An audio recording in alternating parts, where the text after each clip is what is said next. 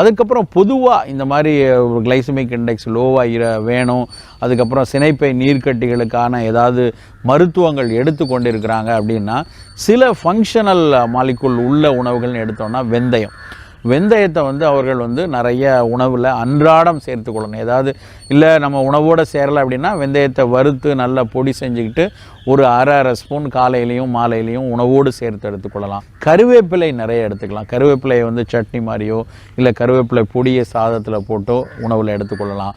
அதுக்கப்புறம் வெள்ளை பூண்டு பெண்களுக்கு ஹார்மோன்களை சீராக்கி இந்த மாதவிடாய் சுழற்சியை சரியாக்குவதற்கும் ரொம்ப உதவியாக இருக்கும். அந்த வெள்ளை பூண்டை உணவில் காய்கறிகளில் சமைக்கும் போதெல்லாம் 2-3 பல் ஏதாவது ஒரு உணவோடு தொடர்ச்சியாக சேர்த்து கொள்கிற மாதிரி பார்த்து கொள்ளலாம்.